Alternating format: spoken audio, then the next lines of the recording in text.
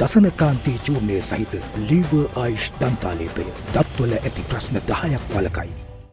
According to 182 economists and development experts from around the world, some of the world's most powerful hedge funds and other investors are holding up vital help for crisis-hit Sri Lanka by their hardline stance in debt relief negotiations. In a statement released to The Guardian yesterday, the group said extensive debt cancellation is needed to give the economy a chance of recovery and that Sri Lanka would be a test case of the willingness of the international community to tackle a looming global debt crisis. The group, including the Indian economist Jayati Ghosh, Thomas Piketty, the author of the best-selling book Capital, and Greece's former finance minister Yanis Varoufakis, said private sector creditors such as investment companies and hedge funds are preventing a deal. The statement said that debt negotiations in Sri Lanka are now at a crucial stage and that all bilateral, multilateral and private lenders must share the burden of restructuring with assurance of additional financing in the near term. Private creditors own almost 40% of Sri Lanka's external debt stock,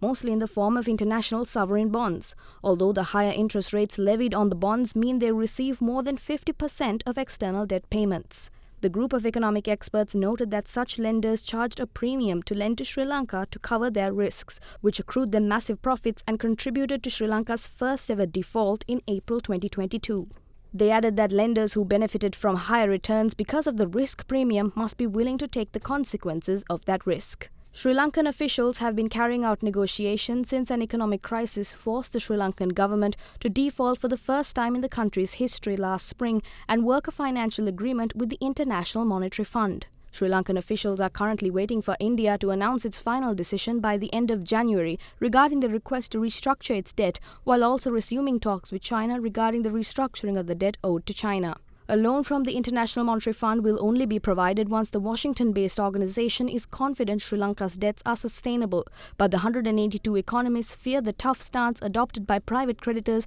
will result in a poor deal for Colombo. The statement by the 182 economists and development experts added that the Sri Lankan case will provide an important indicator of whether the world, and the international financial system in particular, is equipped to deal with the increasingly urgent questions of sovereign debt relief and sustainability. It added that it would also indicate whether the international financial will be able to ensure a modicum of justice in international debt negotiations. Therefore, the experts emphasized that it is crucial not only for the people of Sri Lanka but to restore any faith in a multilateral system that is already under fire for its lack of legitimacy and basic viability.